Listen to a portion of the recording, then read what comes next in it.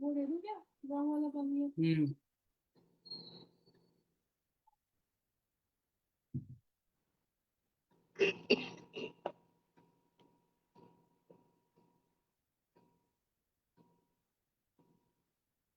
राधे राधे।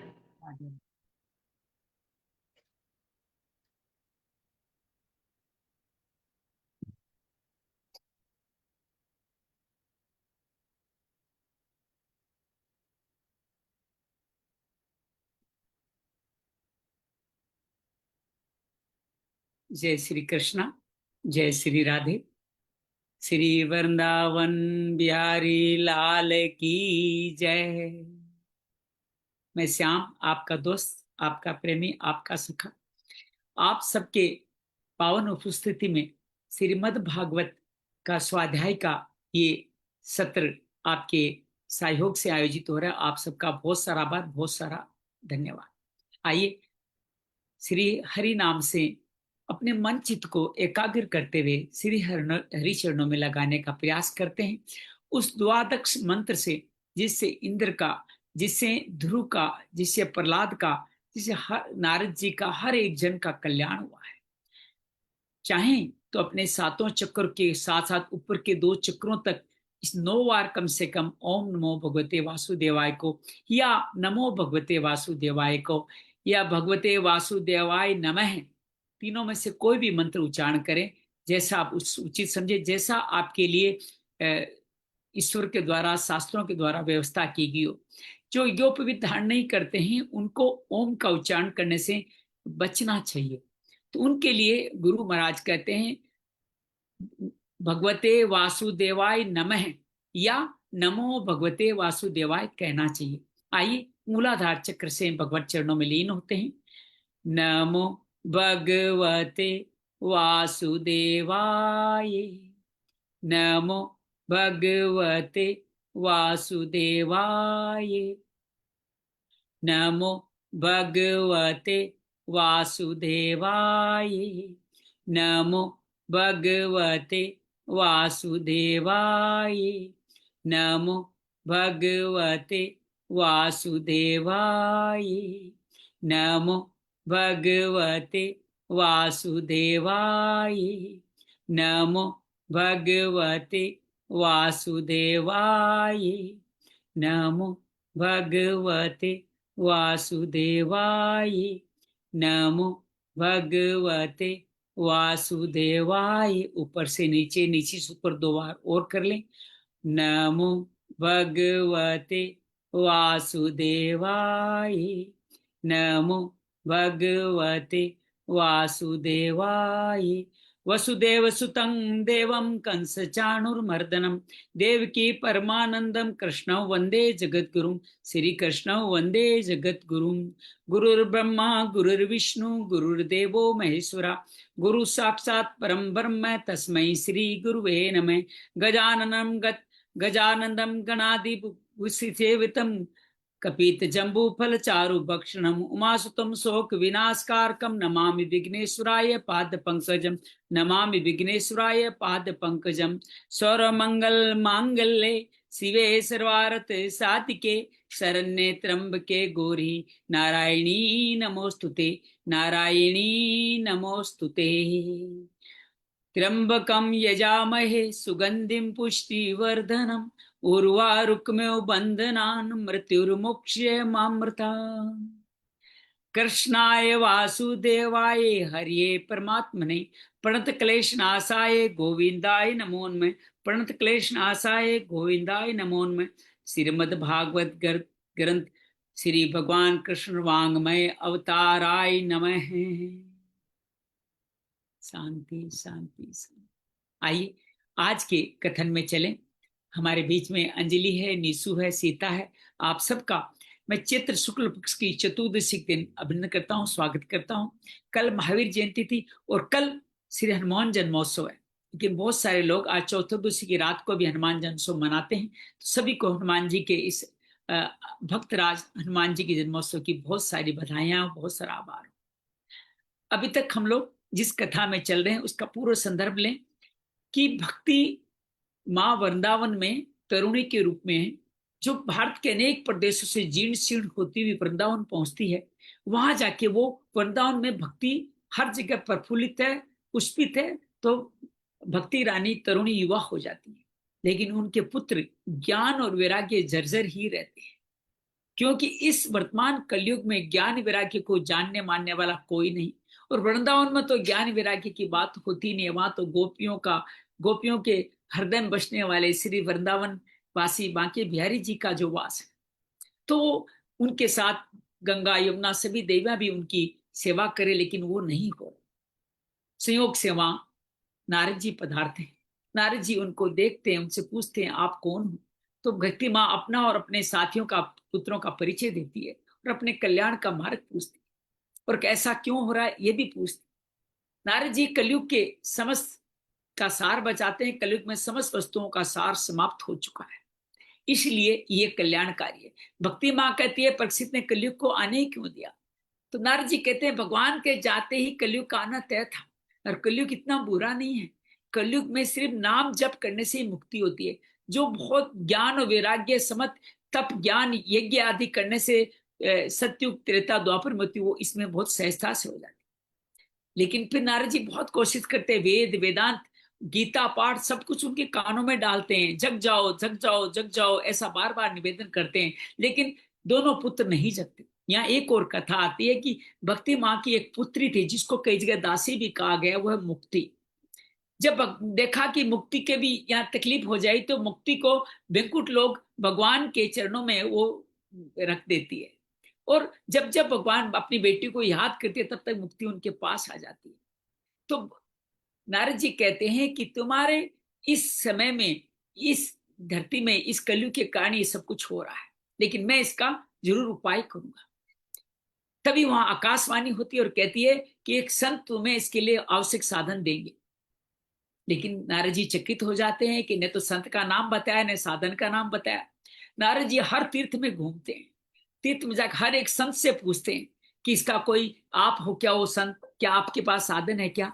संत सारे कहते हैं कि जिनको वेद वेदांत गीता पाठ से भी कुछ जागृति नहीं हुई, उनको हमारे पास ऐसा कोई साधन नहीं है। मुझे लगता नहीं अब उनको तरुण अवस्था प्राप्त होगी या स्वस्थ कभी होंगे। नारद जी बड़े खिन्न होते हैं, बड़े उदास होते हैं। वादा जो कराए थे भक्ति माँ से कि तुम्हें मैं मार्ग दूंगा, वो तब जब भी आपके जीवन में कोई समस्या हो और कोई मार्ग न मिले, तो भगवत चरण कमलों में लीन हो जाओ और भगवान का तप करो। यही भगवान भक्ति माँ को भी नारद जी कह के आते हैं। और भगवान खुद, नारद जी जो भगवान के अवतार है, खुद बद्रिकावन में जाकर के तप में लीन हो जाते हैं। और तप की जब एक अवधि फलदायक हो जाती है तो आंखें खोलते हैं तो सामने सनत सनंदन सनंतन सनत कुमार, सनक सनंदन सनत कुमार, ये चारों जो दिव्य भगवान के प्रथम अवतार है, जो हमेशा बालक अवतार में रहते हैं, सामने प्रकट होते हैं। नारद जी उनको पूछते हैं, तो नारद जी उनके साथ, कल हमने यहाँ तक बात की कि आप बड़े भाग्य से आप मेरे लोगों से समागम हुआ, आप मुझ पर कृपा करके शीघ्र वो साधन बताइए। तो अब क्या साधन बताते हैं, आइए आज का इस कथा क्रम को प्रारंभ करते हैं। आप चाहें तो चाहें कि आपको करना ही चाहिए, गीता सेवा की ऐप में निकाल लीजिए, और आपके साथ श्रीमद् भागवत ग्रंथ पढ़ा है तो उसको आप सामने रख लीजिए। श्लोक 46 दूसरे अध्याय से हम प्रारंभ कर रहे हैं, जो गीता महात्म का श्लोक 46 है। भवन्तो योगिन सर्वे बुद्धिमन्तो भूसुतः पंचवायन संयुक्ता पूर्वे मापी पूर्वजा। आप सभी लोग बड़े योगी, बुद्धिमान और विद्वान है। अब सन सनकादि का वर्णन कर रहे हैं। आप देखने में 5 वर्ष के बालक से जान पड़ते हैं, किंतु है पूर्वजों के पूर्वज। और ये जो सत्युग में सबसे पहले अवतार हुआ, उसका कितने मनवंतर बीत गया, करोड़ों साल बीत गए, अभी भी 5 वर्ष के ही है। तो वो उनकी बात कर रहा है, सनत सनंदन सनातन संत कुमार की। सदा वेंकुट लीलिया हरि कीर्तन तत्प्रालीला अमृत सोनमता कथा मात्र के जीव विनय।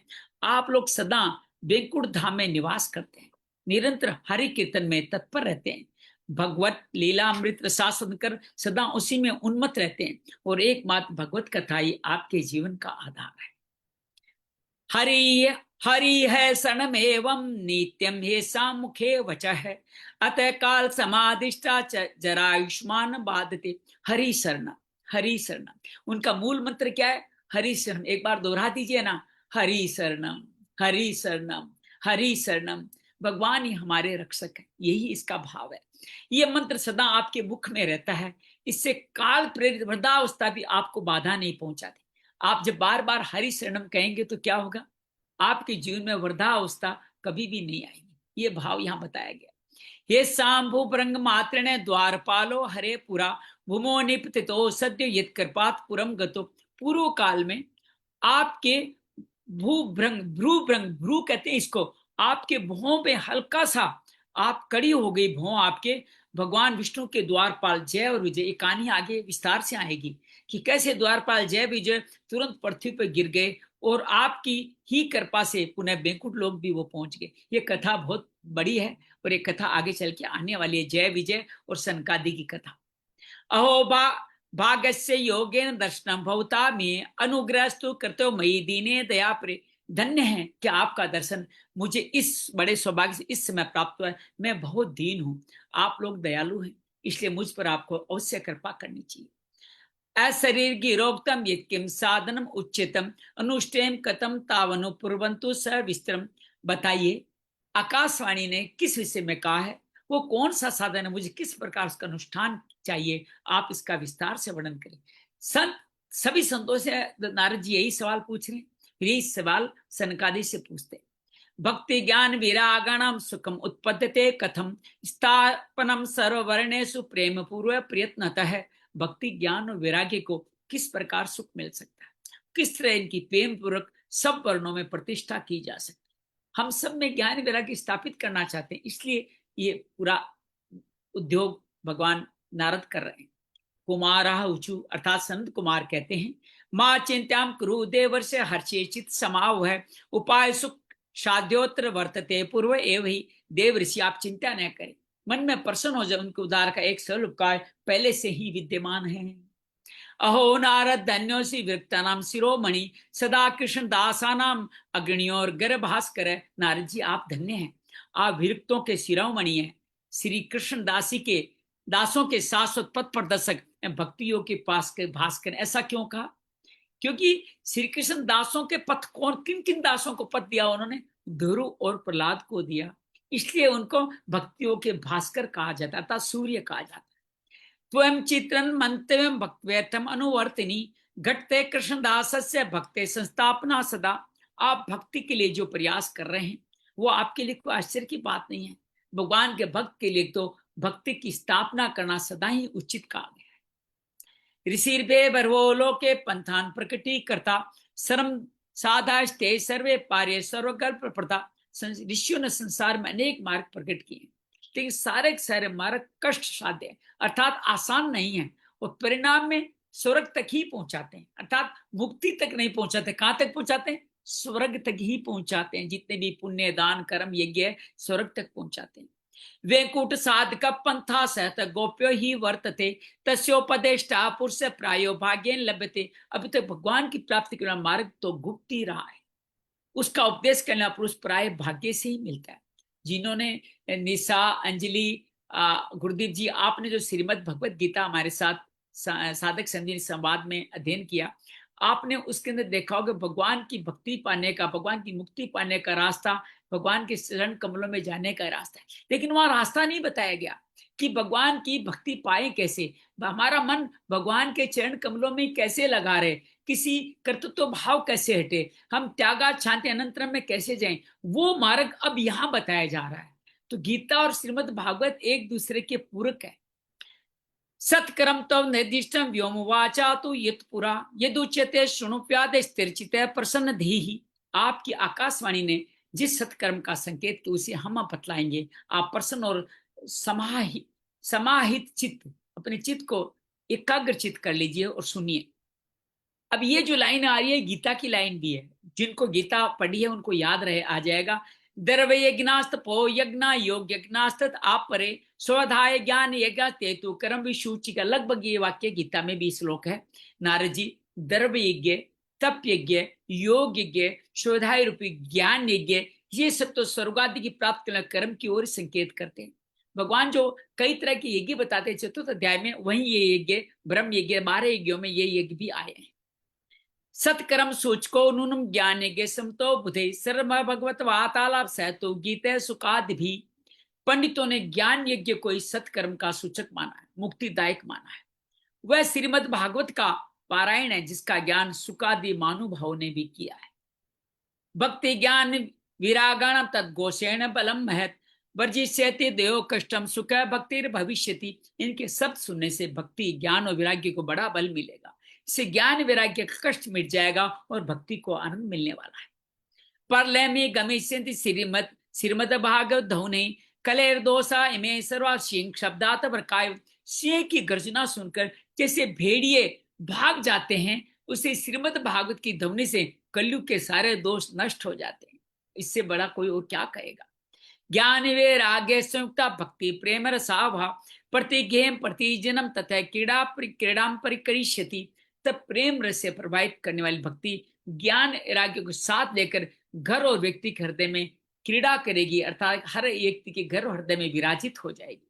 नारद उवाच है वेद वेदांत गोष्ठ च गीता पाठे प्रबोधिता भक्ति ज्ञान विरागाणाम नोदष्टित्यंत्रिक। यदा नारद जी ने कहा, मैंने वेद वेदांत की ध्वनि और गीता पाठ करके उन्हें बहुत जगाया, लेकिन फिर भी भक्ति ज्ञान वैराग्य तीनों नहीं जगे। श्रीमद्भागवतालापा तत्कथम बोधमहिष्यति तत्कथासु तो वेदा श्लोके श्लोके पदे पदे। ऐसी स्थितियों में श्रीमद् भागवत सुनाने से वे कैसे जगेंगे कि उस कथा के प्रत्येक श्लोक प्रत्येक पद वेदों का ही सारांश है। अब यहाँ दो बातें हैं, एक तो ये कह रहा है जगेंगे कैसे, ये संशय है। साथ में एक और श्रीमद् भागवत की महिमा बताई जा रही है। श्रीमद् भागवत में सारे वेद वेदांत गीता इन सब का सार निचोड़ श्रीमद् भागवत में विस्तार से है। छिदंतु संशयमेन भवतो अमोघ दर्शना विलंबो नात कर्तव्य शरणागत वत्सला। आप लोग शरणागत वत्सल, शरणागत पे स्नेह रखने वाले हैं, आपका दर्शन कभी व्यर्थ नहीं जाता, इसलिए मेरा ये संदेह दूर कीजिए, इस कार्य में विलंब न कीजिए। कुमारावचु वेदोपनिषदा सारक जाता भगवती कथा अत्युत्तमा ततो भाति पृथक भता फलाकृति। सनकादि ने कहा, श्रीमद् भागवत कथा वेद और उपनिषदों के सार से बनी, इसलिए इनसे अलग उनकी फल रूपा होने का ये बड़ी उत्तम जान पड़ती है। आमूलाग्र रसिष्ठनास्ते न स्वादते यथा सब हुए स्वयं पृथक भूत फले विश्व मनोहर। जिस प्रकार रस वृक्ष जड़ से लेकर शाखा पर्यंत रहता है, एक रस वृक्ष की जड़ से लेकर हर शाखा में रस होता है, लेकिन मिलता कहाँ है? क्या शाखा से पत्तों से रस मिलेगा? नहीं, वो तो फल रूप में ही रस मिलने वाला है। संसार में सबको प्रिय वो फल ही लगता है जिसमें रस रूपी फल है। वो फल कौन है? वेद वेदांत शाखाएं पत्ते हैं। भगवान कहते हैं ये सस्य पर्णानि, वेद वेदांत सबके पत्ते हैं, यही कहा ना। फल के रूप में कभी नहीं बताया वेद वेदांतों को। फल के रूप में क्या बताया? फल आज बता रहे हैं। जो हमारे ऊर्ध्व मूल मगज साकम वाला यस्य प्रणाली 15वां अध्याय वाला सार था, उसमें फल नहीं आया। फल आज आ रहा है। फल क्या था? श्रीमद् भागवती फल है। यथा दुग्धे स्तम सपनम स्वाद यो कल्पते प्रथार्क भुक्ते तद्गम देवान रसदम। दूध में घी रहता है। एक और उदाहरण देते हैं, किंतु उसका अलग अलग स्वाद नहीं मिलता। दूध पीते हो तो घी का स्वाद मिलता है क्या? नहीं मिलता। लेकिन जब उससे अलग अलग हो जाता है तो देवताओं के लिए भी स्वाद वर्धक हो। देवताओं को जो स्वाहा में ये घी तो चढ़ाते हो तो उनके लिए भी स्वाद वर्धक हो जाता है। इक्षुणापि मध्यांतम शर्करा व्यापे तिष्ठन्ति पृथक भूता सचामिष्ठा तथा भागवती कथा। खांड ईख के, अब बता रहे गन्ने का उदाहरण दे रहे हैं कि छोर में और बीच में कहीं कहीं आपके व्याप्त होती है, अलग होने पर कुछ और की मिठास। पेड़ में मिठास पता ही नहीं चलता, लेकिन जो अलग हो जाते हैं मिठास बढ़ जाते हैं। ऐसी ये भागवत की कथा है। दो उदाहरण दिए उन्होंने, बहुत अद्भुत दो उदाहरण दिए। पेड़ के फलों का उदाहरण दिया, दूध और घी का उदाहरण दिया, और शर्करा मिठास जो गन्ने में होती है उसका उदाहरण दिया। इदम भागवतम नामम प्राणंबरम संमितम भक्ति ज्ञान विरागाणाम स्थापनाय प्रकाशितम। तृप्ति जी जुड़ी है। बलदेवा जी आपका अभिनंदन है, स्वागत है। ये भागवत पुराण वेदों के समान है। श्री व्यास देव जी ने इसे भक्ति ज्ञान वैराग्य की स्थापना के लिए ही प्रकाशित किया है।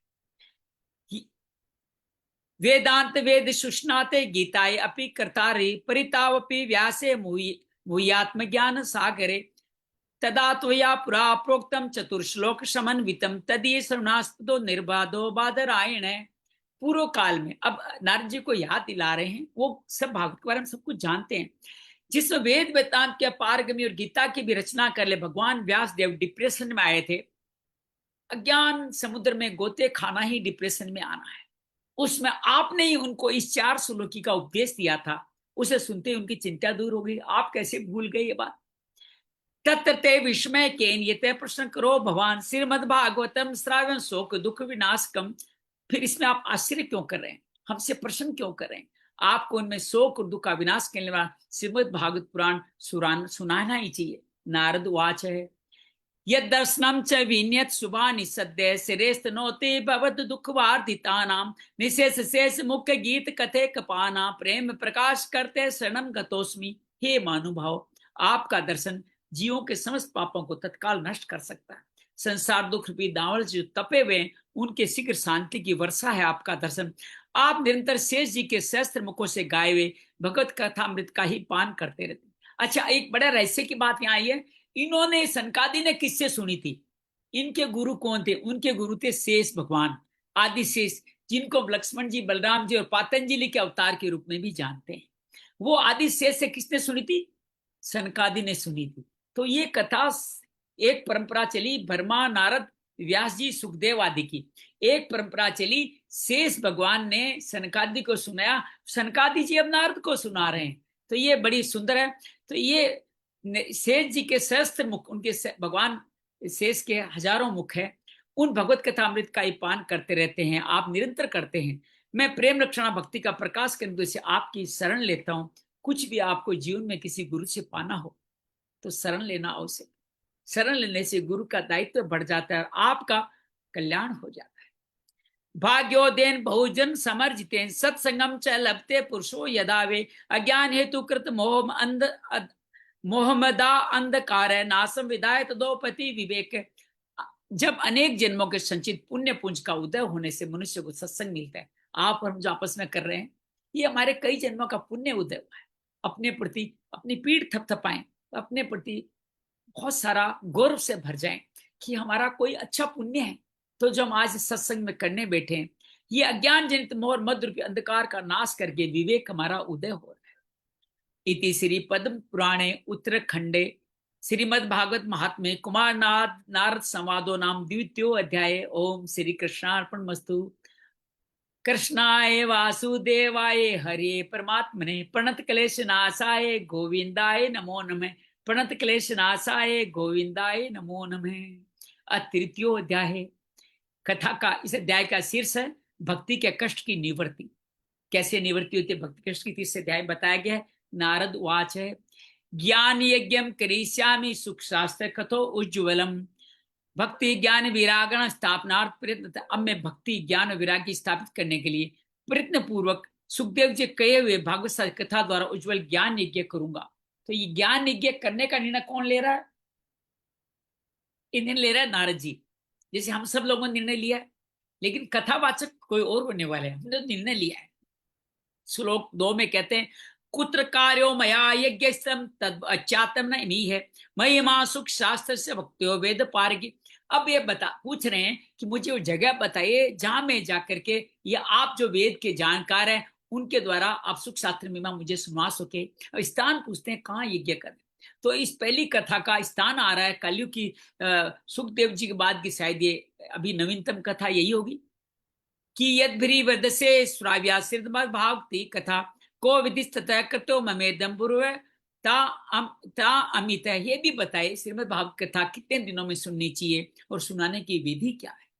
कुमाराउचु सनकादि कहते हैं सुनु नारद वक्ष्यामो विनम्राय विवेकिने गंगा द्वार समीप तत् आनंदम नामकम। आप बड़े विनीत और विवेकी। देखो, आप किसी को कुछ भी कहें, पहले उनके स्वभाव के बारे में कुछ कह दीजिए ताकि उनकी श्रवणेन्द्रियां खुल जाए। किसी को कुछ समझाना है, सुनाना है, तो आप उनकी थोड़ी सी तारीफ अवश्य करें।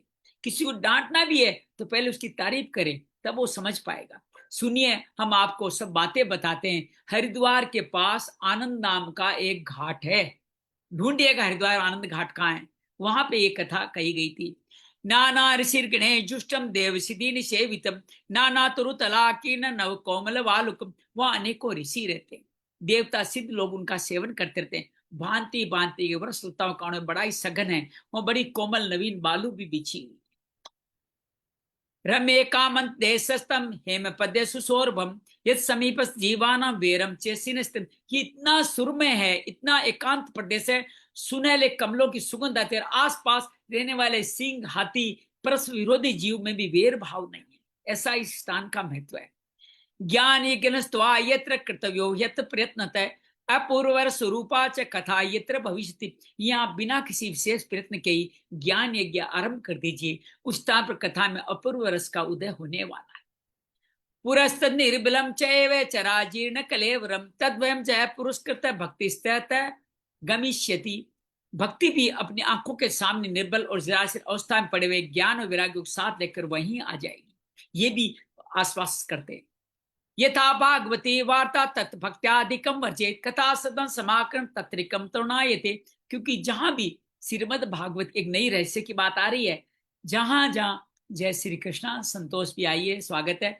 जहां भी श्रीमद् भागवत की कथा होती है वहां भक्ति अपने आप पहुंच जाती है। संतोष जी, आपको भक्ति के रूप में संबोधित किया जा रहा है कि वहां भक्ति अपने आप पहुंच जाती है। वहां उनके कानों में कथा के सत पढ़ने से ये तीनों तरुण हो जाए। आपके, हमारे परिवार के सभी लोगों के कल्याण। ये तरुण होना क्या है? सुनने वालों के परिवार में सुख शांति समृद्धि आना ही तरुण होना है ज्ञान वैराग्य का। मतलब आपके पुत्रादि संपत्ति सभी के कष्ट आपके सुनने मात्र से कट जाएंगे, ऐसा यहाँ कहा गया है। सूत वाच है, सूत जी महाराज वो कथा स्टार्ट कहां से हुई? नेमी सारने में सोनकादि जी कहने पे सूत जी एक कथा कर रहे हैं। उस कथा के अंदर ये प्रसंग आया है भक्ति माँ का, उसी में नारद जी, और अब ये कथा आगे बढ़ती जा रही है। ए मुक्ता कुमारस्ते नारदेन समय ततः गंगा तट समाज कथा पानाय सत्वरा। इस प्रकार सूर्य जी के नारद जी के साथ सनकादि श्रीमद् भागवत कथा अमृत का पान करने के लिए वहां से तुरंत गंगा तट पे आ गए। बद्रिकाश्रम से थोड़े नीचे उतरे और गंगा तट आ गया। उधर से वृंदावन से वो चेतन जितना समय लगा उतने वृंदावन से भक्ति माँ भी ज्ञान वैराग्यों को लेकर वहां आ गई। यदायत अष्टम ते तुता कोलाहलो अभ्य भूर्लोके देवलोक च ब्रह्मलोके तथे। लेकिन ये जो ही कथा की घोषणा हुई, आप जब भी अपने घर में परिवार में कहीं भी श्रीमद् भागवत जैसे ग्रंथ का वाचन करने का, पठन करने का, कथा करने का घोषणा करेंगे, तब क्या होगा वो यहाँ बताया गया है कि जिस समय तट पर पहुंचे वहां भूलोक, देवलोक, ब्रह्मलोक सभी जगह इस कथा का हल्ला मच गया। अरे भाई कथा हो रही है, कथा हो रही है, कथा हो रही है। श्री भागवत पीयूषपानाय रसलम पटा दामतो प्यायो सर्वे प्रथम ये च वैष्णव। जो भगवत कथा के रसिक विष्णु भक्त थे वे सभी भगवत कथा का पान करने सबसे आगे दौड़ दौड़ कर आने लगे। रस लंपटा, लंपट शब्द वैसे तो गलत आदमियों के लिए किया जाता है, लेकिन भगवत कथा के रस का लंपट मतलब लालायित रहता है, लालच करता रहता है। आप और सब भी इस तरह के रस लंपट बन जाएं। जब भी ऐसी कथा हो हम सब लोग वहां अवश्य पहुंचे। ये यहाँ पे दौड़ दौड़ कर आने लगे, ये भाव यहाँ कहा गया। भू अब कौन कौन आए उनका वर्णन किया गया। भृगु वशिष्ठ चेवनश्च गौतमो मेघातिथि देवलेवरातो रामस्तथा गादिसुत साकलो मृतुकंडा त्रापि जब पिप्लादः योगेश्वरो व्यास पराशरो च छाया सुको जाजिली जन्वी मुख्या सर्वे मुनिगणा सहस्त्रपुत्र श्रीवा स्वस्त्री विरायुत प्रति प्रणयन युक्ता। कौन कौन आए ऋषियों का आइए प्रणाम करते हैं, सबका नाम लेते हैं। भृगु, वशिष्ठ, चेवन जिनकी सुकन्या से विवाह, इनकी कथा भी आएगी। भृगु की कथा भी आएगी, वशिष्ठ जी की कथा भी आएगी, गौतम की अहिल्या कथा भी आएगी, मेघातिथि, देवल, देवरात, परशुराम जी की कथा भी इसमें आएगी अवतार में। विश्वामित्र के तो कई अध्याय आने वाले हैं। साकल मार्कंडे का भी एक अध्याय आएगा 12वें अध्याय में। दत्तात्रेय का तो पूरा अवतार ही आने वाला है कि दत्तात्रेय कैसे 24 गुरु बनाए। पिपलाद, योगेश्वर व्यास, व्यास जी की तो पूरी कथा ही है। और पाराशर जो उनके पिता थे उनकी भी समास सत्यवती के साथ, सत्यवती के साथ उनकी विवाह की कहानी आएगी। और उसके बाद में छाया सुख। अब यहाँ छाया सुख क्यों कहा गया? सुखदेव अब छाया के रूप में पूरी पृथ्वी में विद्यमान है। इसलिए आप देखो श्रीमद् भागवत कथा के हमने अपने घर में एक सुखदेव को लगाया था। जहां भी भागवत की कथा होती है वहां छाया सुख के रूप में सुखदेव जी विद्यमान रहते हैं। अर्थात उस कथा में कोई कमी बेसी रह जाए तो अपने आशीर्वाद मात्र से संपूर्ण कर देते हैं। इसलिए छाया सुख यहाँ पे कहा गया है। जाजाली, ज्वनु आदि से प्रधानतः मुनिगण अपने पुत्र, शिष्य और अपने परिवार सहित प्रेम से वहां आ गए। वेदांते च वेदाद मंत्रा तंत्रा समूर्तये 10 सप्त पुराणानि शास्त्राणि। तो और कौन कौन आए? वेदांत कहते हैं उपनिषदों को, मंत्र, तंत्र, 17 पुराण। 17 क्यों का? अरे अष्टादश पुराण तो ये खुद महापुराण है, तो 17 ही तो आएंगे, 18वां तो खुद होने वाला है। 6 शास्त्र भी मूर्तिमान होकर वहां उपस्थित हो गए। गंगारदा सरितस्त पुष्प, ये मैं 18 पुराण और 6 शास्त्र का और उपनिषदों नाम आपको ग्रुप में डालूंगा। आप उनको अच्छी तरह पढ़ने का अध्ययन कीजिएगा। आपकी अगर जिज्ञासा है तो उससे शांत हो जाएगी। गंगाद्या सरितस्त पुष्करादिसरांचि च क्षेत्राणि च दिशस्रा दंडकादिवानी च नगाद्यो ययुस्त्र देव गंधर्व दानवा गुरुआ तत्नायातन भृगु संबोधे चांद। वहां और कौन कौन है? गंगा आदि नदियां, पुष्कर। जब भी हम ये कथा करते हैं ना, वहां सब लोग आते हैं। गंगा आदि नदी, पुष्कर, सरोवर, कुरुक्षेत्र, समक्षेत्र, सारी दिशाएं, दंडकवन, दंडकारण्य। कौन कहाँ जगह याद आ रही है? दंडकारण्य से कुछ याद आ रहा है आपको? ये वो जगह है जहां राम जी वनवास में 12 साल तक रहे थे, जहां उन्होंने पंचवटी बनाई थी, वो जगह है ये दंडकारण्य। आदि वन, वो वन भी वहां आए, हिमालय आदि पर्वत आए, देव गंधर्व दानव आए, सभी कथा सुनने चले आए। जो लोग अपने गौरण कांड नहीं आए, कोई मान लो घमंड कह रहे मैं नहीं जाता, कहते हैं उनकी कथा, उनको भृगु जी समझा बुझा के लिए आए। आप इस परिवार की कथा करोगे ना, तो कई लोगों का भाग्य उदय नहीं होगा, उनको थोड़ा धक्का लगाना पड़ेगा। तो उनको आप धक्का लगा के बार बार निमंत्रण के घर जाके हाथ जोड़ करके कईयों से कहलवा करके उनको समझा बुझा के लाना पड़ेगा। जितने भक्त आपकी सुनने आएंगे उतना ही उनका कल्याण और कल्याण का एक अंश आपके भाग्य में भी आने वाला है। इसलिए किसी भी मित्र रिश्तेदार को बार बार बुलाएं, संकोच न करें। दीक्षिता नारदेता दत्तमासनम उत्तमम कुमारा वंदिता सर्व निषेधु कृष्ण तत्परा। अब कथा सुनाने के लिए दीक्षित हुए श्री कृष्ण प्राण सनकाजी नारद जी के देवे श्रेष्ठ आसन विराजमान हुए। उसमें सभी श्रोताओं ने उनकी वंदना की। वैष्णवास विरक्ता सन्यासिनो ब्रह्मचारिणे मुख भागे तदग्रे नारद स्थित है। और श्रोताओं में कौन कौन थे? जो वैष्णव थे। हमने स्टार्ट में कथा में ये बात आपके सामने रखी थी कि कथा में हर का अलग अलग बैठने का एक जगह बनी हुई है। उस जगह में ही वो लोग बैठते हैं तो उनका अच्छा रहता है। तो उस जगह में बैठने के लिए अलग अलग व्यक्तियों ने वहां बैठने का कार्य किया। तो ये बहुत सुंदर तरीके से आप इसको जान सकते हैं। तो यहाँ पे जब सनकादि जो आए हैं वो बड़े पवित्र हैं, बड़े ब्रह्मचारी हैं। जीवन में हम सब जीवन के ब्रह्मचारी तत्व में सनकादि भगवान का नमन करें, उनकी पवित्रता को जीवन में धारण करें। जब तक विवाह आदि नहीं हो जाता तब तक ब्रह्मचारी व्रत का आचरण करें। और ये आचरण करने में मदद कौन करेगा? इस आज की मोह माया की माया में ये पवित्रता कौन प्रदान देगा? वो पवित्रता हमें प्रदान देने वाले हैं। कौन प्रदान देने वाले? सनकादि ऋषि। तो सनकादि ऋषि का बार बार आप इस तरह से अपने जीवन में उदाहरण करें तो बहुत सुंदर तरीके से आप इस तरह से काम हो जाएगा। तो ये आप इस तरह से सनकादि की पवित्रता ब्रह्मचर्य के बारे में आप अच्छी तरह समझिए। ये कितने पवित्र थे, बैकुंठ धाम में रहते थे और इनके एक बार कहने मात्र से बैकुंठ धाम के जो पार्षद थे या गेट कीपर थे, जय विजय द्वारपाल थे, वो 3 जन्मों तक नीचे गिर गए।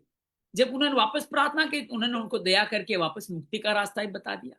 इतने अद्भुत है सनकादि, जो भक्ति ज्ञान वैराग्य की स्थापना करने के लिए ये कथा कहने वाले, जो हर वक्त इन चारों सनकादि की एक और खास बात, आगे और बात आएगी इनके बारे में, कि ये हमेशा कथा ही करते रहते हैं।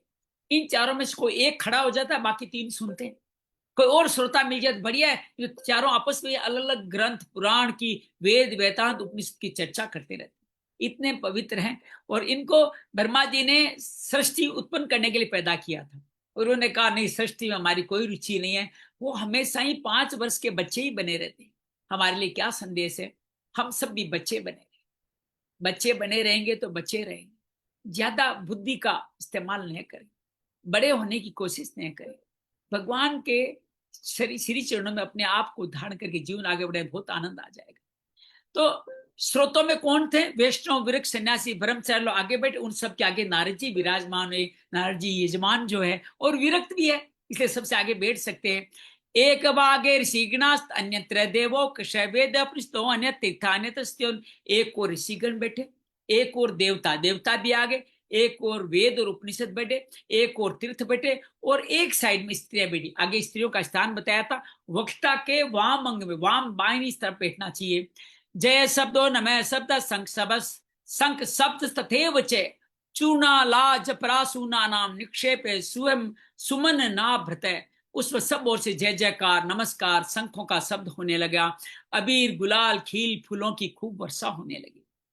विमानानि समारुद्ध किंतो देवनायिका कल्प प्रसूने सर्वस्त्र समाकरण। कोई कोई देवता तो विमान पर चढ़कर वहां बैठे सब लोगों पर कल्प वृक्ष के पुष्पों की वर्षा करने लग गए। ये भी हमारे कथा में आते हैं, तो ये सब भी हमारे साथ होता है। सूतवाच है एवं तेस केवचित श्रीमद् भागवत महात्म्य मुचेर्य नारदाय महात्मने। इस प्रकार पूजा समाप्त होने पर पहले पूजन होता है, जैसे हमने पहले बात की, सब लोग एकाग्रचित होते, तब सनकादिक ऋषि महात्मा नारद जी को श्रीमद् भागवत का महात्म में स्पष्ट करके सुनाने लगे। तो जो महात्म हम पढ़ रहे हैं ना, उसी महात्म के अंदर एक और महात्म आ रहा है। ये महात्म कौन सुनाएगा? ये सुना रहे सनकादि। और ये महात्म आपको कुछ कुछ उससे करीब लगेगा जो हमने स्कंद पुराण का महात्म सुना था। स्कंद पुराण में भी ये महात्म सनकादि ही कहते हैं, जो विष्णु खंड है उसमें वो ही कहते हैं। तो वो ही सनकादि यहाँ पे महात्म सुना, तो बात एक सी आने वाली है। कुमारा ऊचु अथत वनते स्थाभि बैमा सुख शास्त्र जय तस्य श्रवण मातेण मुक्ति करतले स्थिता। सनकादि ने क्या कहा? अब हम आपको इस भागवत शास्त्र की महिमा सुनाते हैं। इसकी श्रवण मात्र से मुक्ति हाथ लग जाती है। सदा सेव्या श्रीमद् भागवती कथा। एक बार बोल दीजिए, सदा सेव्या श्रीमद् भागवती कथा। ये श्रवण मातेण हरिश्चितम समाश्रित। श्रीमद् भागवत की कथा सदा सर्वदा सेवन अर्थात आश्वासन करते रहना चाहिए। इस श्रवण मात्र से श्री हरि हृदय में विराजित हो जाते, यहाँ विराजित हो जाते। ग्रंथो अष्टादश शास्त्रो द्वादश स्कंद संस्मित परीक्षित कृक संवाद सुनो भागवतम चतुर्थ। इस ग्रंथ में क्या है? 18,000 श्लोक है और 12 स्कंद है और सुखदेव राजा परीक्षित का संवाद है। आप ये भगवत शास्त्र ध्यान देख करके सुनिए। अब भगवत शास्त्र की महिमा से आगे सुनने का कार्य प्रारंभ हो रहा। तावत संसार चक्रेस्मिन् भ्रमते अज्ञानते पुमान् यावत कर्म गतानाथ सुख शास्त्र कथाक्षरम। ये जीव अभी तक, जो जीव अभी तक अज्ञानवश इस संसार चक्र में भटकते हैं, ब्रह्म लोक तक जाकर के वापस आ जाते हैं, जब तक क्षण भर के लिए कानों में इस सुख शास्त्र कथा नहीं पड़ती, तब तक आपकी मुक्ति संभव ही नहीं। किम श्रुते बहुर्भि शास्त्रे पुराणश्च परमावहे एकम भागवतम शास्त्र मुक्ति दानेन गर्जति। एकम भागवतम शास्त्र, ये आपको गीता में है ना, एकम गीता शास्त्रम एकम भागवतम शास्त्र मुक्ति दानेन गर्जति। बहुत से शास्त्र पुराण सुनने से क्या फायदा है? एक, इससे तो व्यर्थ का भ्रम बढ़ेगा। मुक्ति देने के लिए तो एकमात्र भगवत शास्त्र ही गरज रहा है, अर्थात एकमात्र भगवत शास्त्र ही काफी है।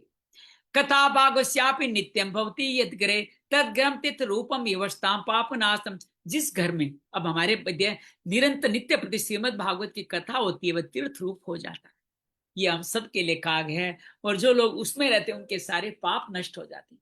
तो आप अगर ये कथा करते हैं, अपने घर में स्वाध्याय करते हैं, तो आपके घर के लोग उसमें कितना इन्वॉल्व होते हैं, क्या होते हैं, डजंट मैटर। उन सब के पाप आपके कर्तृत्व भाव से नष्ट हो जाने वाले हैं। इस भाव को समझिए। अब और क्या फल है? अश्वमेघ शस्त्राणि वाजपेय शतानि च सुखशास्त्र कथा कला नारहंती सोडिशम। हजारों अश्वमेघ और सैकड़ों वाजपेय यज्ञ इस सुख शास्त्र की कथा का 16वां अंश भी नहीं हो सकते। क्या बड़ी बात कही है। 16वां अंश क्यों कहे? रुपए का 16वां अंश 1 आना हुआ करता था, तो 1 आना भी नहीं हो सकता। अगर आप हजारों अश्वमेघ यज्ञ कर दें या सैकड़ों वाजपेयी कर दें, उससे भी भागवत कथा का 16वां हिस्सा भी नहीं मिलने वाला।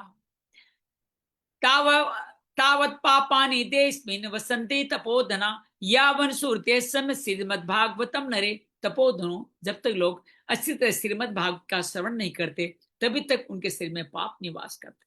ये पाप इसके श्रवण मात्र से सारे निकल के बाहर चले जाएंगे।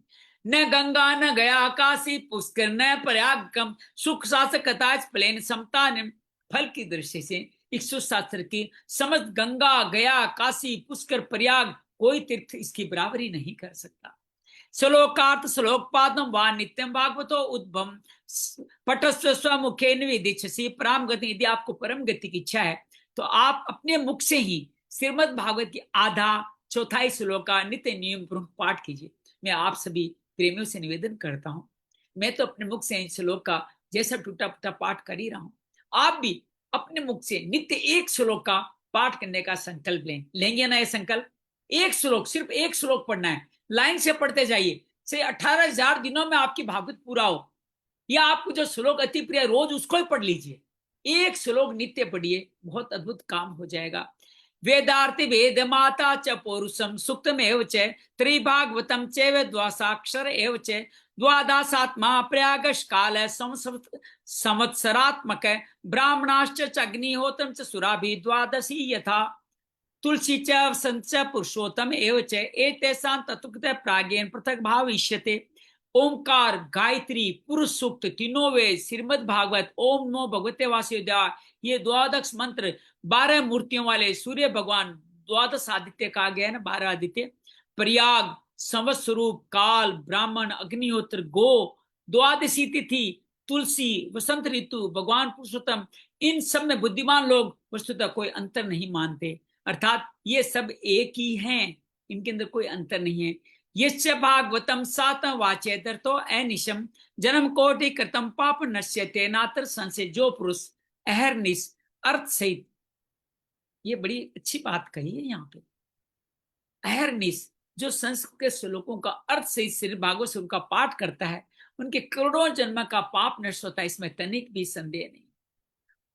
कहते हैं भीष्म पिता, मैंने पूछा मुझे ये बाणों के समय क्यों लेटना पड़ा, मुझे 100 जन्म तक याद है, वहां तो मैंने कोई पाप किया ही नहीं। तो कहते हैं, भगवान कहते हैं 100 से थोड़ा आगे जाओ ना।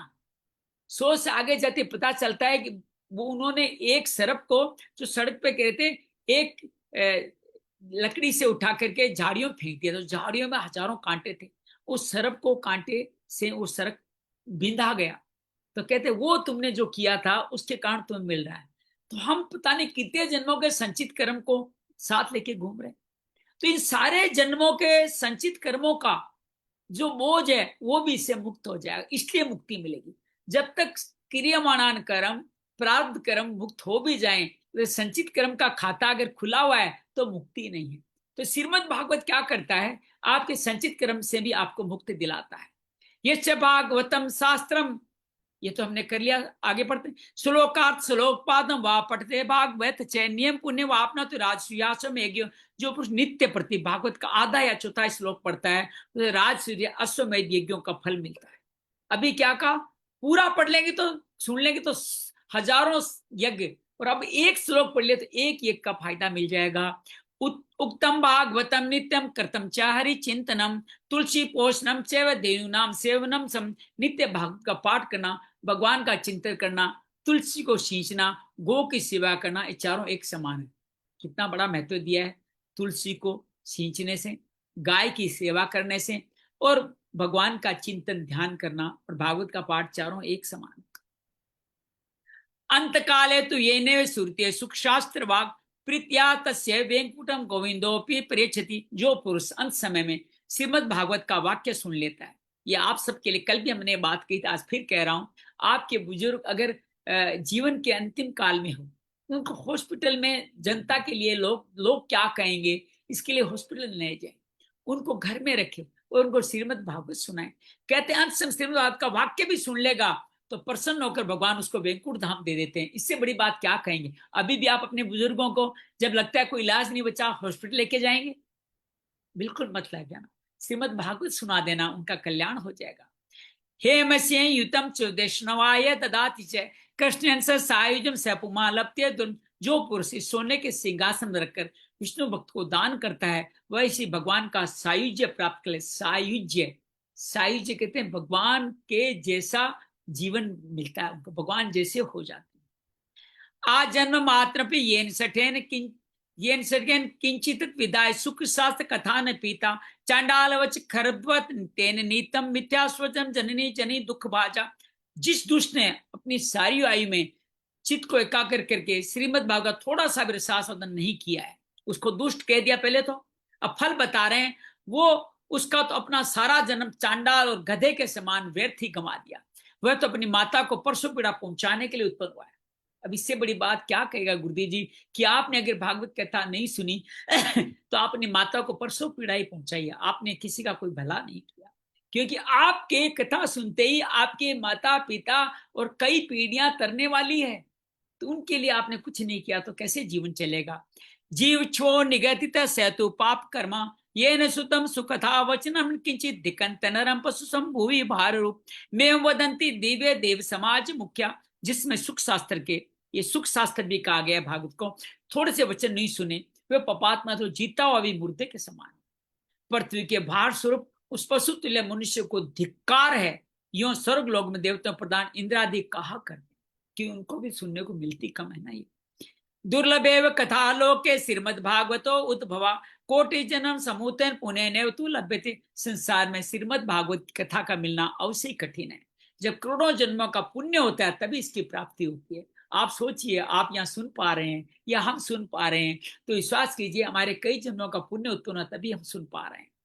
तेनम योग निधे धीमन श्रोतव्यास्या प्रयत्नतः दीना नाम नियमो नासी सर्वदा श्रवणम मतम। नारद जी, आप बड़े बुद्धिमान और योग निधि है, आप पर्यंत पुत्र कथा का श्रवण कीजिए। सुनने के दिनों का कोई नियम नहीं है। अब ये नहीं का 7 दिनों में सुनना है, जैसे हम 1 साल में सुनना है, ये भी उचित है। वो तो परीक्षित के पास 7 दिन बचे थे, इसलिए इसको सप्ताह कहना शुरू कर दिया। लेकिन इसको कितने दिनों में सुना जा सकता है? सर्वदा सुनना अच्छा है। सत्यन ब्रह्मचर्य सर्वदा श्रवणम मतम असंख्यत्वा कलो बोध्यो विश्वोत्तर सुखाएगा। इससे सत्य भाषण ब्रह्मचर्य पालन सर्वदा ही सुनना श्रेष्ठ, सत्य का वाचन करें और सत्य भाषण करें, ब्रह्मचर्य धारण करें। किंतु कलयुग में ऐसा होना कठिन है, इसलिए इसको सुखदेव जो विशेष विधि बताई है वो जान लेनी चाहिए। सुखदेव जी विधि अब बताने जा रहे हैं। मनोवर्ती जयश्चय नियमाचरणम तथा दीक्षा कृतम शक्यत्वा सप्ताह स्वर्णम मतम। कलयुग बहुत निश्चित की वृत्तियों वश में रखना, नियमों बंधे रखना, किसी पुण्य का दीक्षित रहना कठिन है, इसलिए सप्ताह श्रवण की विधि बताई गई है। देखिए, मैं सुबह रोज संध्या पूजन, सभी जो पूजन मैंने बताया ना उनका संक्षेप में रोज पूजन करना, श्रीमद् भागवत का 108 बार उनकी उच्चारण करना, ये करना रोज किसी के लिए सहज नहीं है। सुबह सारे नित्य क्रम करके, इसलिए कहते हैं 7 दिन भी रख लो तो बहुत है, काम हो जाएगा। लेकिन आप और सबकी कृपा से 365 दिन का जो भाव जगा है, भगवान कितनी अतिशय कृपा करेंगे, मैं तो मन रोमांचित हो रहा है। कहते हैं श्रद्धांत श्रवणे नित्य मागे तवदी यत फलम तत्फलम सुखदेव सप्ताह श्रवणे कृतम। श्रद्धा पर कभी भी श्रवण करने चाहिए, अथवा माघ मास में श्रवण। माघ मास बहुत अद्भुत मास है, इसके लोग माघ मास में प्रयागराज जाकर के कथा कराते हैं। जो फल होता है वही फल सुखदेव जी ने सप्ताह श्रवण निर्धारित किया है। जो माघ मास का पूरा फल है वो इस सप्ताह में मिल जाएगा।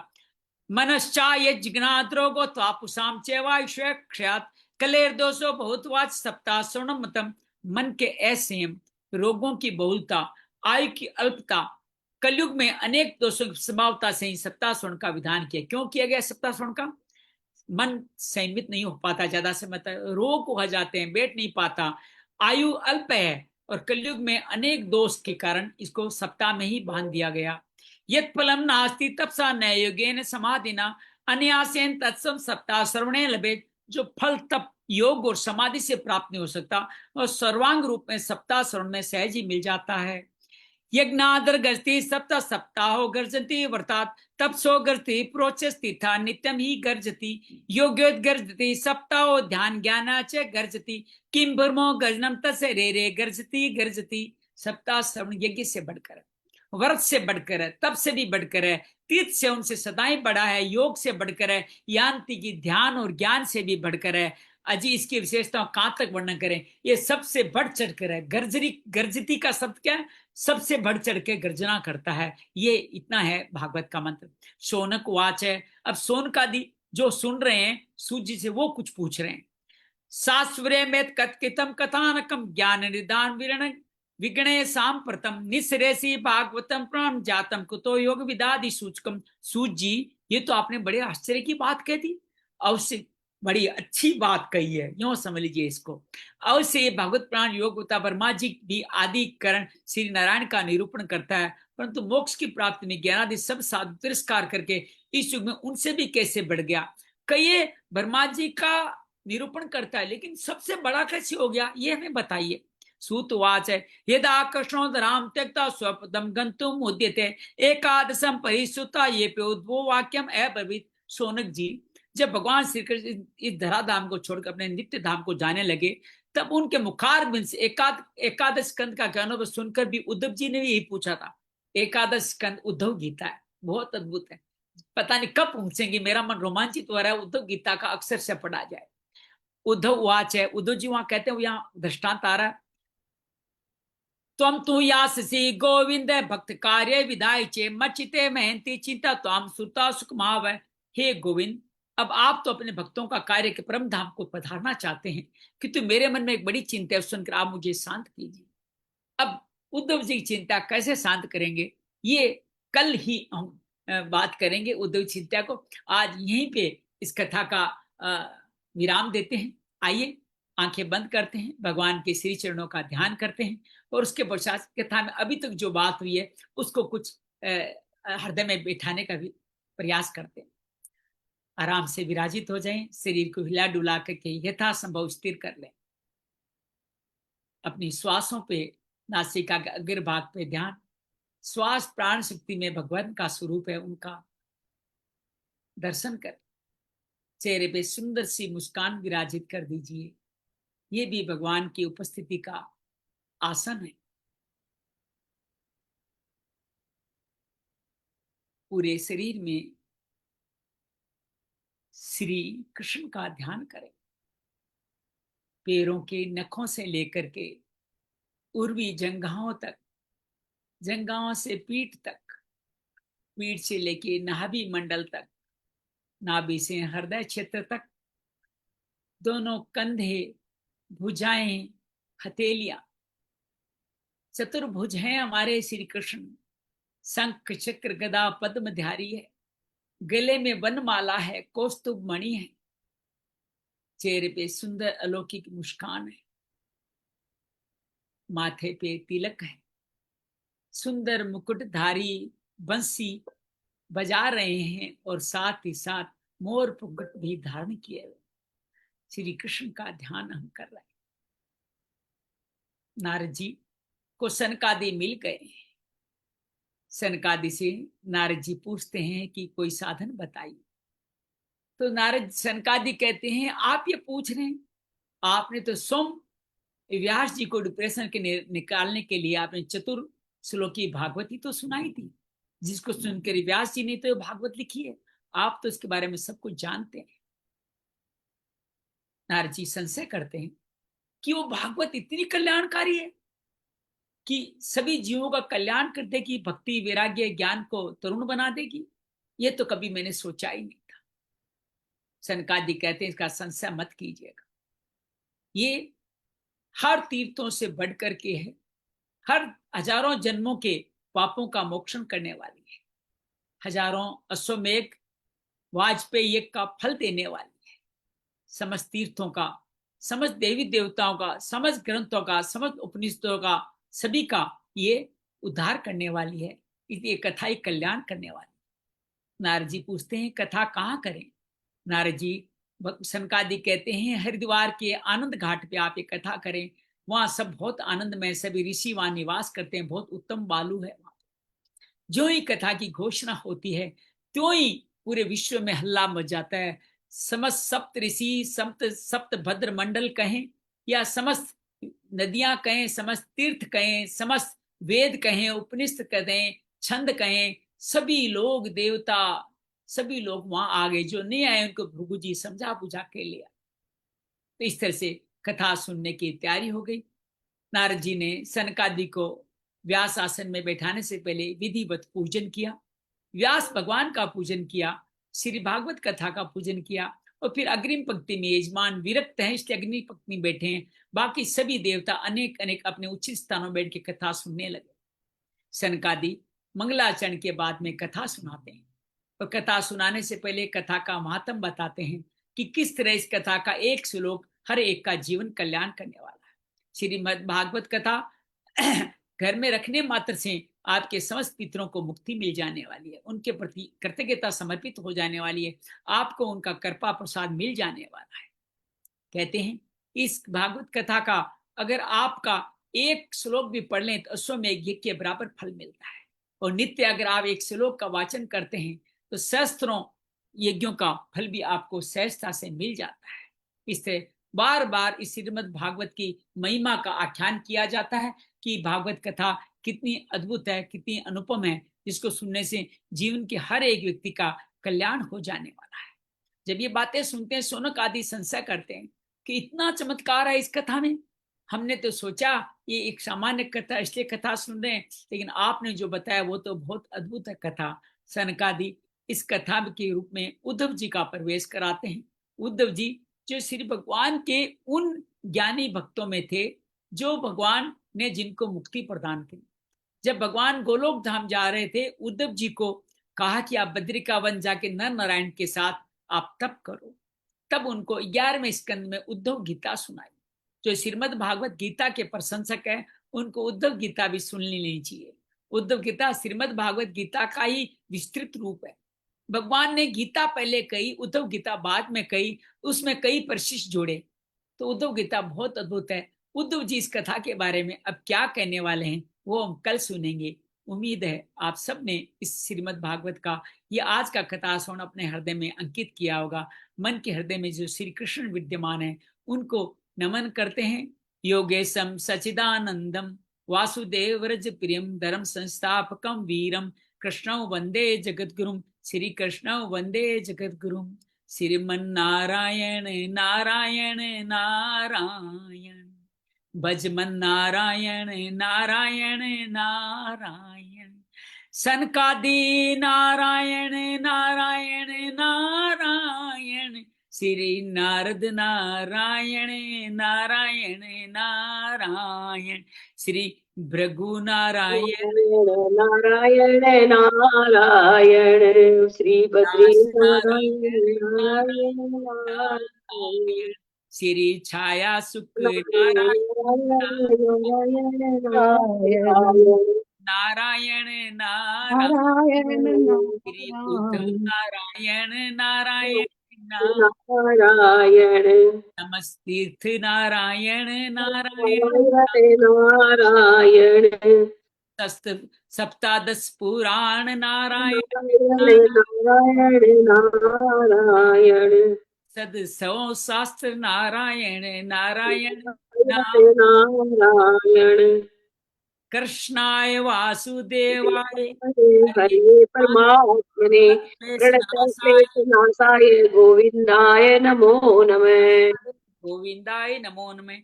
ओम शांति शांति शांति। तो यहाँ पे हमारा 5वें दिन का ये कथानक संपूर्ण हो रहा है।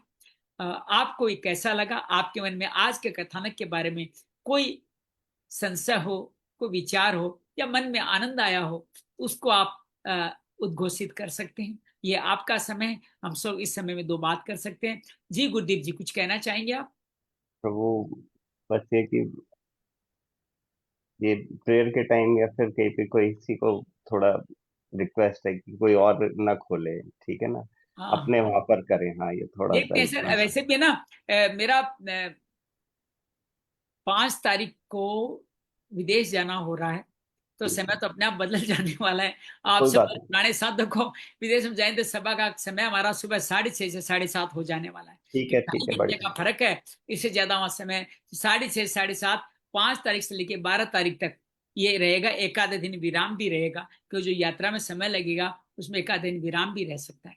तो देखते हैं जैसे समय सूचित कर। मैं इसलिए 8:30 रख पाता हूँ क्योंकि कई बार सुबह 6 से 7:30 हमारी मर्म का शिविर होगा, तो महीने में 15 दिन वो चलता है। तो इस नहीं, कारण टाइम तो परफेक्ट है, एकदम टाइम एकदम परफेक्ट है, कुछ नहीं, जो चल रहा है एकदम बढ़िया है, सब हाँ, स्वागत है उसका। नहीं, अब कोई और जना म्यूट ये अनम्यूट ना करे, कोई और जना ना, जितने हाँ, भी साधक प्रेमी है, दीदी हैं, ये प्लीज जरा म्यूट रखने का रिक्वेस्ट है, आप जरा कह दें। बिल्कुल बिल्कुल सब म्यूट रखेंगे तो सबको आवाज सुंदर अच्छी तरह से आने वाली है, ये ध्यान हाँ जी, रखें। हाँ सोनी जी, जी, आप जी जी, सोनी जी ये प्रार्थना है कि इसका रिकॉर्डिंग भी हमें मिल जाता तो हम जैसे दिन में रिकॉर्डिंग रोज भेज तो रहा हूँ आपको। रोज आ रही है। तो यूट्यूब मिल में, रहा है। यूट्यूब में। ठीक है, यूट्यूब का लिंक है ना, उसको क्लिक कीजिए ना, फेसबुक पे भी है, यूट्यूब में, दोनों में रिकॉर्डिंग। ठीक है जी।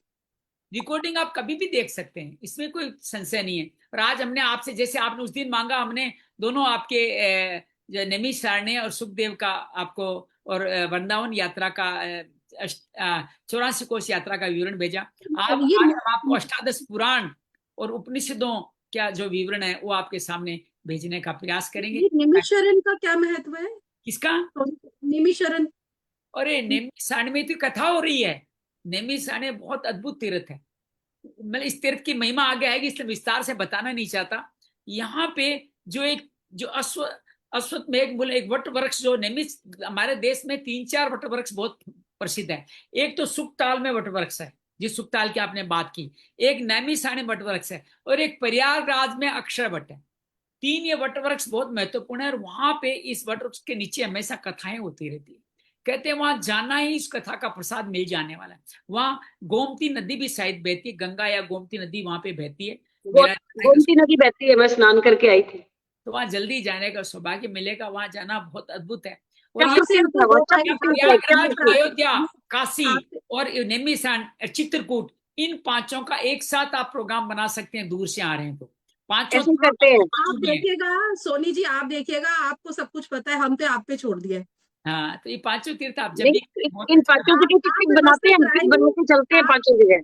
आप व्यवस्था करवाएंगे, हम आपके साथ हैं, आप जैसा चलिए बोले हम चलिए, वैसा करेंगे। जल्दी कोई कार्यक्रम बनाते हैं, उसमें जरूर चलेंगे। बहुत बढ़िया, बहुत क्योंकि बढ़िया। आपके आपको कथा तरीके में हमें सब कथा कुछ आनंद आ रही महत्वपूर्ण। ना, कथा में कोई विशेष ऐसी बात नहीं, हर चीज को बस सार इतना ही है कि नारद जी सॉरी, भक्ति माता के पुत्रों का कल्याण करने का वादा कर लेते हैं। उसके लिए आकाशवाणी होती है, कोई संत बताएगा, संत की खोज करके सनकादिव पहुंचते हैं, सनकादिव कथा सुना रहे हैं, तो कथा का महत्व सुना रहे हैं। देखा जाए तो अभी तक हमने इतना ही किया है। इतना ही समझ जाए तो कथा हमारे अंदर स्थापित हो जाएगी। ठीक है, चलिए। प्रभु, बहुत मैं थोड़ा सा ना ये पकड़ नहीं पा रहा हूँ कि कहाँ पर हैं हम लोग।